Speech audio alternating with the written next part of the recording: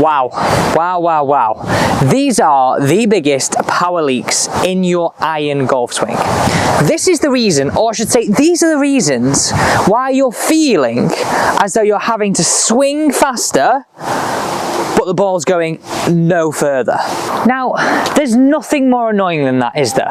When we're stood there, I feel like I put loads of power in, pops up, goes nowhere. Now, especially on this hole, like Mottram Hall, water, short, par 3, early in your round, card wrecker, stinks of it. So, what would I put under that category of real power leaks with irons? Well, number one, how we're holding it. Number two, creating some width in the backswing.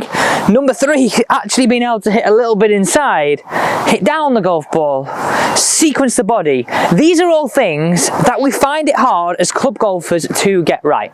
Now, the importance of this video is the fact that we need to make sure we're following this bit of information coming up next in order.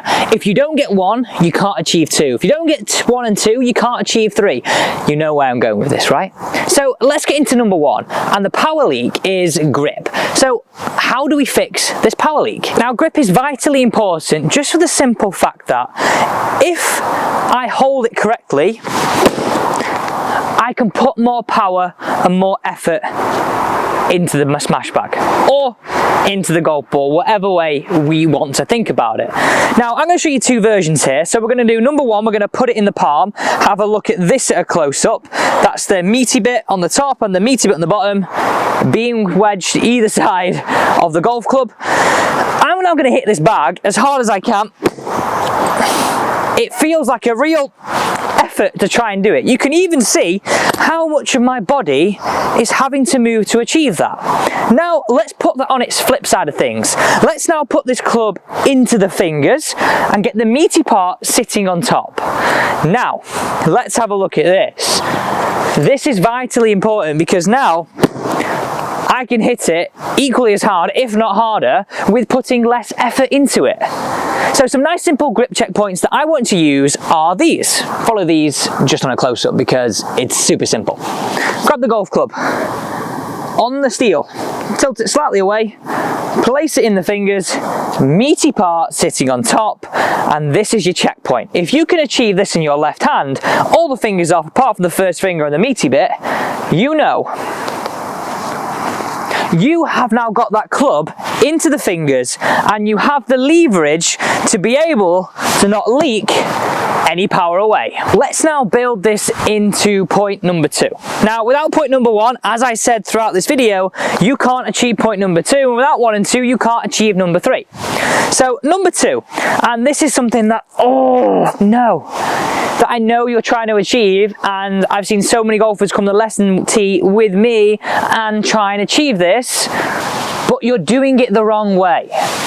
You're doing it the wrong way. I bet you've stood there and gone, right, I need some real width in this backswing. Now, you've tried to achieve that with straightening your lead arm, okay? Which, okay, would make sense. But I want you to think about this. Anytime that you really try and get some width, think how much tension that you're getting in that left arm. I want you to use this analogy, okay? Can I feel I create the width by really feeling as though my trail arm doesn't come in past 90.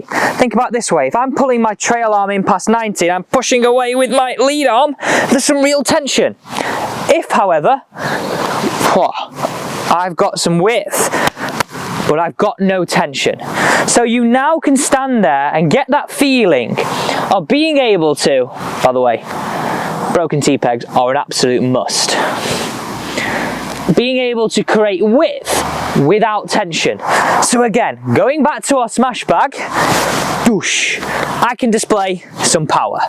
Let's smash this one away. So really feeling as though, don't bend in the trail past 90, really feel the width comes from there. Oh my days. Get in the hole. Are we ace cam? Crazy. Let's now jump back to that face-on perspective and point number 3. And we don't need the bag anymore. You know what we mean with this.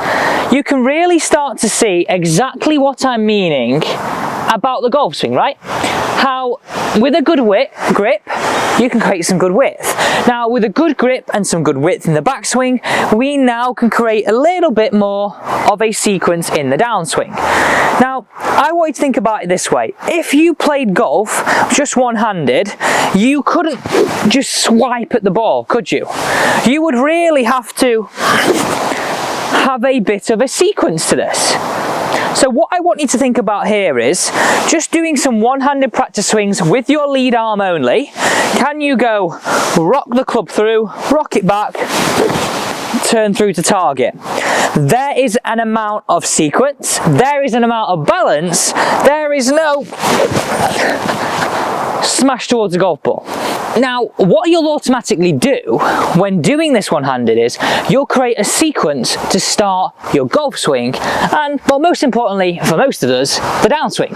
Now, it's vitally important you have the full understanding of what this is trying to do.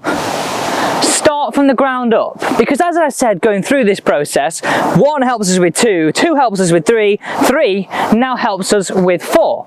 So number 4 is all about controlling the bottom of the arc. Now, in order to not leak an ounce of power anymore from our irons, we want to hit down and get our hands ahead. Now, a big key to doing that, as well as the release, is understanding how we get the bottom of the arc ahead of the golf ball. And the sequence and the understanding of this bottom of the arc ahead really helps us. So if you watch me do this sequence now, I have an amount of shift and turn. This is helping me get my bottom of the arc to travel to target. Now, this is super important. Have a look at my sternum. If I tilt back, where does my sternum go? If I tilt forwards, left to right, you can see how the bottom of my arc, so the point at which my club hits the ground, is going to be moving from either side.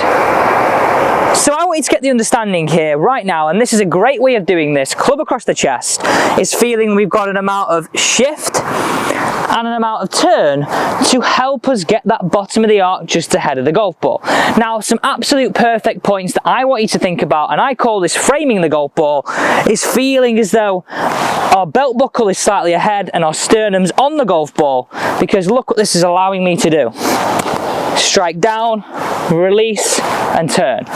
So understand that in the downswing we need an amount of shift and turn to get that bottom of the arc ahead of the ball, just like this. Well, let's give it a go. So we're going to have a bit of sequence here that's going to help me get my bottom of the arc ahead of the golf ball.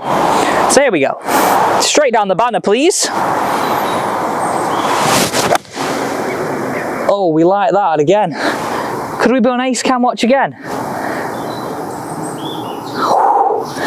Now, I realise that really sounds like I'm showing off. I promise I'm not. It's just these points really help me strike my iron so much better. And that is why I'm sharing them with you. So we're now 4 points in. If you are enjoying this video at any point, please do hit that thumbs up button, share it with another golf mate, and even if you're not already, please do consider subscribing to the channel. Let's move on to point number 5, the culmination of what we're trying to do. Hit a little bit more into out, get the hands ahead of the golf ball, let's go. So let's have it. Let's move on to our final point of today. How do we get our hands ahead of the golf ball and release it where we get a little bit of that draw spin? Now, if you're not holding it correctly, you've not got width, you've not got a sequence, and you can't control the bottom of the arc, guess what? You can't get it ahead. Okay, so you can see why it was vitally important we worked through each of those previous 4 stages. Now, I'm going to show you the first part from here, and then we're going to talk about a real simple concept that you can take to the golf course from down the line. So what I want you to understand is, and I want you to think about preempting where we want to get to. So belt buckle more to target, lead wrist more ahead, and I want to feel as though your logo is pointing more to the target, okay? Now look at the position I'm in. This is where we want to get to. So we've really got to feel as though those points are being actioned. Now, my simple way of feeling this is just create a couple of practice swings with your lead hand only. We've done a similar drill before, but just to hip height, through to hip height, and really get the feeling of Club head never overtaking my hands, and feeling as though my logo of my glove points to target. Now I'm going to show you a slow-mo of this as well, and this really is what we're trying to feel. Now, I'm severely right-handed, so me feeling left-handed is probably not going to work for some of you. So what I like to feel within the shot, on the hands ahead aspect, is really feeling as though as I come into impact, my trail wrist is a bit of cupping, my lead wrist is nice and flat, and I'm releasing it through. It really feels like I'm like this, pressuring down to the ground with some rotation. So essentially what we're looking for in the downswing is that feeling of our lead wrist getting flatter, our trail wrist getting a little bit cupped. Look at this. And this is what I really try and picture I'm doing through that whole release. Now, let's just jump to the down the line perspective. So let's look at this here. Now, I'm going to substitute these for one another. So this line here on top of the smash bag represents the Pro V bit on my golf ball. Okay, so what a lot of us do is we're sort of cutting across it, getting the bag to rotate this way. Guess what? Where's your golf ball going to go? What I want you to feel is that we're going to hit the inside of the bag, getting it to turn the opposite way. So you can take the same concept out onto the golf course of really trying to look down on our golf ball and trying to get it to move right this way, not this way. And you can see that on a close-up there, getting the back end of the ball to almost feel like it overtakes the front of the ball, like a bit of a curling footy. So bringing this all together, we've got a good grip, we've got some width, and we've got a downswing which is creating some motions into impact like this. It feels a little bit strange, it might feel a little bit strange, but this is the area we want to get to. This from down the line, and this from face on. This is allowing us to hit it from the inside, hands ahead, bottom of the arc ahead, and creating that more right to left curvature. Let's hit this one away, onto the green everybody, hopefully. Definitely right to left. Get a piece. Oh yes. We are dancing. We might have a long putt, but we are dancing. So a nice summary for today's video. Look at these 5 points. Good grip, good width, good sequence, bottom of the arc ahead, and that concept.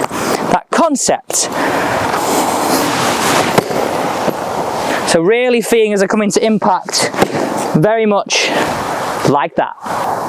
So thank you so much for watching today's video. I really do hope you enjoyed it. And if you did, you know what I'm going to say. Look forward to seeing you tomorrow at the same time.